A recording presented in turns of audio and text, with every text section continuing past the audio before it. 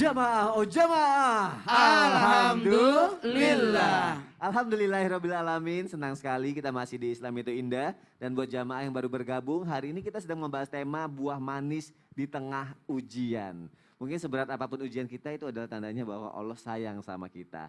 Tapi lagi-lagi sebagai manusia biasa aku berpikir ada ujian, ngeluarin uang ke dokter, ada kerjaan yang pada hilang semua, rezeki hilang, kok katanya mau dapat rezeki? Curhat. Iya, itu gimana Yang konsepnya? tidak jadi sinetronnya gara-gara. Iya, sakit tiba-tiba banyak yang gak jadi. Itu apanya mau dapat rezeki Ustaz Syam? Perwakilan jamaah. Perwakilan jamaah. Perwakilan jamaah. Rasain sendiri. Itu gimana Baik, konsepnya baik. Ustaz? Nabi guruku Ustaz Maki Ustaz Maulana, Mas Soni serta guru-guru kami yang dimuliakan Allah Subhanahu wa taala. Bismillahirrahmanirrahim.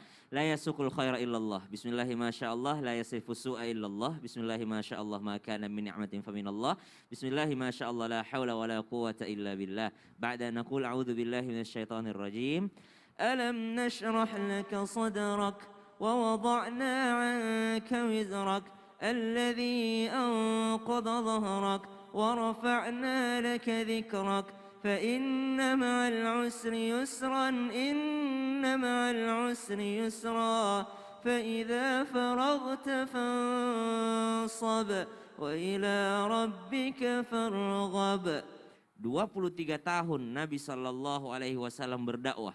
Tentu tidak semua jalannya mulus. Dan ini memang dirasakan oleh baginda Nabi SAW. Kadang ada rasa pesimis juga, kadang ada rasa sedih juga, kadang ada rasa kecewa juga, kadang ada rasa marah juga. Namun Nabi SAW tetap diberikan motivasi oleh Allah Subhanahu wa taala dalam menghadapi ujiannya dengan salah satu surah yang tadi barusan kami bacakan, yakni alam nashrah laka sadrak. Bukankah kami telah melapangkan dadamu? Ya Allah, mulianya Nabi SAW. Kalau Nabi Musa ia minta sama Allah, Rabbi syrah li sadri, ya Allah lapangkan dadaku. Tapi kalau Nabi Muhammad Allah yang kasih duluan. Alam nashrah laka sadrak wa wada'na anka wizrak. Kami telah hilangkan beban di punggungmu, beban di pundakmu, wahai Muhammad SAW. Jadi Allah kasih motivasi gitu karena ada ujian.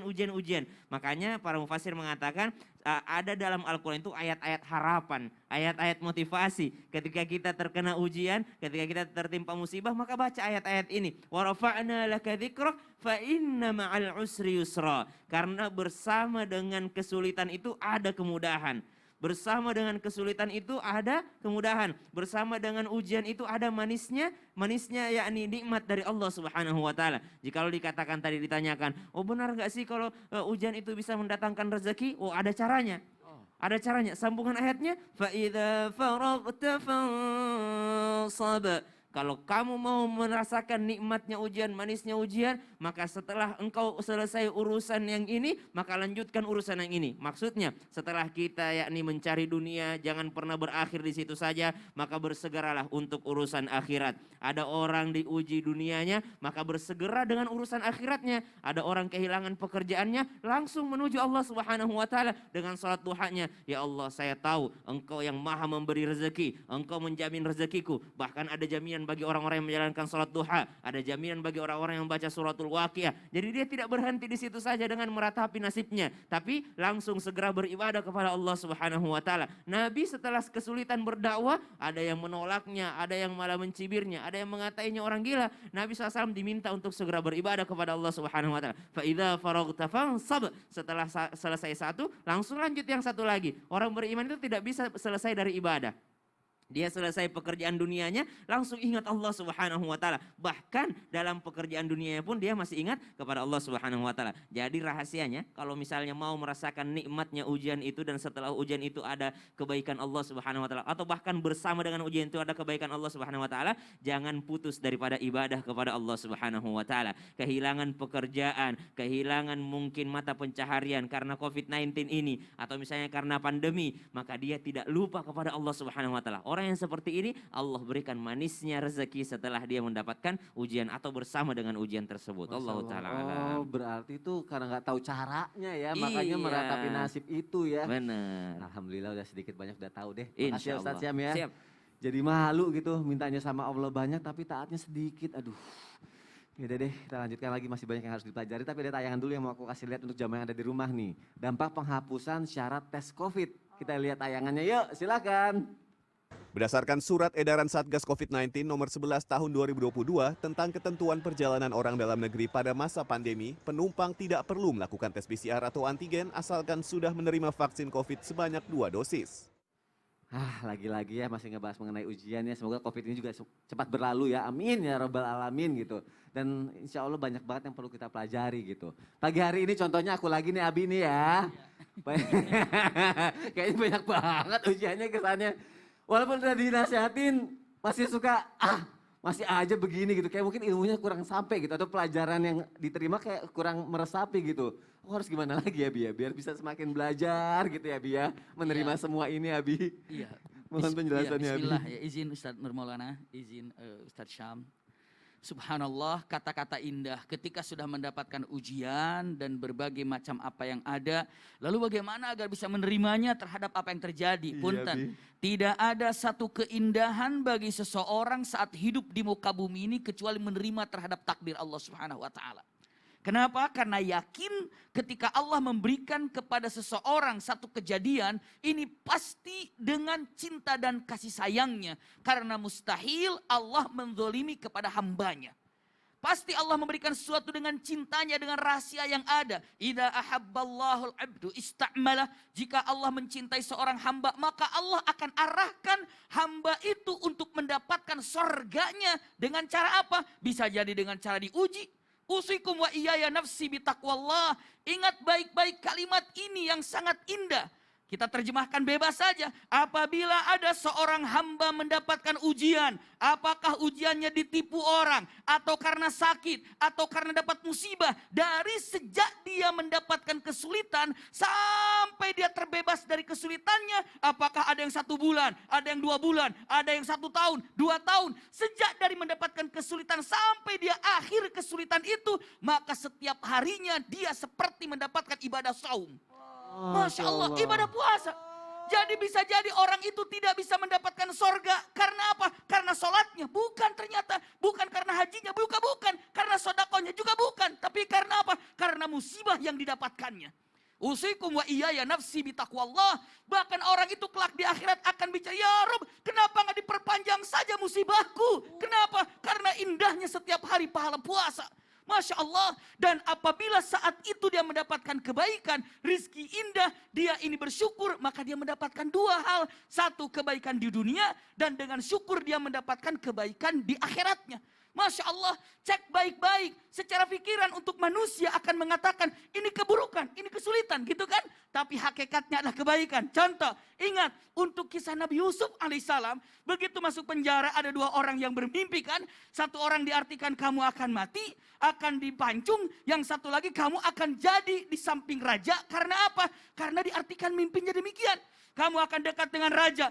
Tapi punten, kata Nabi Yusuf, kamu yang akan jadi bebas dari penjara, nanti begitu sampai ke raja, sampaikan kalau ada seorang yang terzolimi, di mana? Di penjara, maka tolong, punten, dengan mengatakan, sampaikan kepada raja kalau ada orang yang terzolimi. Ternyata orang itu bebas. Tapi fa'ansahu syaitan lupa tidak bicara kepada raja. Sehingga Nabi Yusuf punten tidak disampaikan kepada raja dan jadilah Nabi Yusuf karena lupanya orang ini 8 tahun di penjara. Gara-gara lupa. Secara pikiran, aduh kasihan 8 tahun di penjara ya gara-gara orang ini lupa. Tapi tidak, lihat kejadiannya, rajanya mimpi. Dan akhirnya raja itu menyampaikan mimpinya. Lalu akhirnya orang ini ingat, oh kan ada Nabi Yusuf. Lalu dipanggil Nabi Yusuf dan Nabi Yusuf oleh raja itu dijadikan penguasa Mesir. Keluarlah. Coba kalau tidak lupa, Nabi Yusuf bisa saja keluar dari penjara lalu bilang kepada bapaknya selesai. Tapi Allah punya cerita lain dengan cara belum waktunya, nanti kalau sudah waktunya engkau akan menjadi raja. Itulah kenyataan yang indah, sesuatu yang menyakitkan pasti ada sesuatu yang indah di balik itu. Wallahu a'lam. Masya Allah.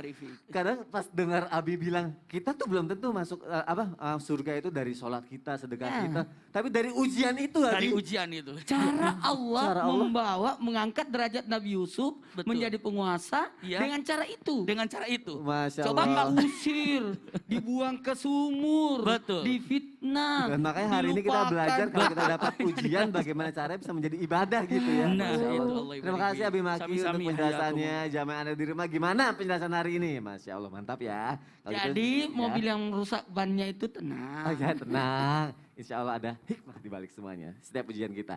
Sekarang jamaah aku mau kebacain pertanyaan nih yang sudah masuk ke media sosial Islam itu indah. Langsung aja yuk kita masuk ke segmen Tanya Dong Ustadz. Kami semua tanya dong Ustadz. Alhamdulillahirrahmanirrahim, banyak banget nih jamaah yang bertanya. Tapi sebelumnya aku konekin dulu. Oh udah, Masya Allah. Alhamdulillah, ini adalah Instagram Islam itu indah ya jamaah ya. Dan sekarang aku mau buka dulu. Nah, buah manis di tengah ujian. Kita lihat komentarnya. Di sini alhamdulillah ada yang bertanya dari, nah ini aja deh. Ikham Maulidan 2002. Masya Allah aku bacain ya. Assalamualaikum Ustadz, Ustazah izin bertanya. Bagaimana hukumnya reunian jika di situ ada CLBK? Cinta lama bersemi kembali. Apakah itu merupakan ujian terberat bagi seorang suami yang telah beristri? Soalnya pandangan mata yang sulit dijaga. Dan bagaimana solusinya jika ada reunian agar tidak CLBK lagi? Mohon penjelasannya, syukron. Harus dijawab melalui tausiah nih. Bagaimana nih Ustaz mengenai CLBK ini Ustaz? CLBK. Mohon penjelasannya Ustaz Maulana. Iya. Izin Abi Maki, izin Sasam. Bismillahirrahmanirrahim. Allahumma shalli ala sayyidina Muhammad wa ala sayyidina Muhammad. Kepada semua jamaah yang lagi nonton, kayaknya susah menghindar ya dari CLBK itu. Ya. Susah menghindar ya dari reuni. Susah menghindar ya ada acara halal bihalal lah, apalah. Menghindar dari situ, nanti ada acara kawinan ketemu lagi kan. Oh ada pokoknya ada kegiatan sekolah ketemu lagi. Nah dalam hal ini yang betul tadi kata Ustaz Sam yang dikuatkan, betul kata Abi Maki ambil hikmahnya. Dan dalam hal ini menyikapi silaturahmi lewat reuni jikalau khawatir terjadi godaan. Yang pertama yang harus dicamkan adalah kuatkan iman dan takwa. Kalau orang menguatkan iman, godaan apapun aman. Godaan apapun aman. Yang penting kuatkan iman dan takwa dulu. Karena ketika kuat imannya, sesuatu yang membahayakan susah untuk digodakan. Mohon izin, kata iblis akan kugoda manusia dari depan, angan-angan, belakang dari masa lalu, kanan dari kebaikan, kiri dari keburukan. Dan ternyata ada yang tidak bisa digoda. Siapa itu? Yang senantiasa berdoa dan bersujud. Itu dua. Jadi kuatkan iman dan takwa. Apalagi? Bagaimana supaya kita terhindar dari itu adalah cinta dan kasih sayang. Coba belajar dari Abi Maki dan Umi Maki. Belajar dari Ustaz Syam dan Jihan yang senantiasa berpegangan tangan. Ya, Masya Allah. Mana ada yang bisa goda kalau begitu? Iya, tadi pagi aja malu. Aku lihat Abi sama Umi masuk ke Islam itu dia gandengan tangan. Iya, Masya terus Allah. Abi Maki aja Iya, bergandengan. Terus sebelahnya Ustaz Maulana? Yang enggak bergandengan. Lihat aja lagi tadi. Iya, lihat. Ya Allah. Apa lagi? Menjaga diri. Jagalah diri kita. Jaga perasaan pasangan. Sekalipun kita sendiri. Yakin. Banyak mata. Ada CCTV. Ada perasaan. Ada keluarganya pasangan. Nih kepada semua laki-laki dimanapun berada yang sudah jadi berstatus suami. Nih wanita yang sudah berstatus istri. Ya Allah. Coba jaga. Jaga kemuliaan. Jaga harga diri. Karena mohon maaf. Kita sendiri yang menjatuhkan diri kita. Menghinakan diri kita. Mohon maaf. Tanpa menggurui harusnya kita lebih menjaga diri. Ada namanya tanamkan sifat malu. Malu dah. Malu dilihat. Apalagi. Yang berikutnya adalah kebersamaan dengan pasangan. Pokoknya kalau mau reunian bawa pasangannya. Oh, biar menghindari Mau ada ya. cara bawa pasangannya. Mau pergi berdakwah bawa pasangannya. Mau kemana-mana, bawa pasangannya. Aduh ya Allah sayang kena Ya ini. Allah, amin, ya Allah, amin.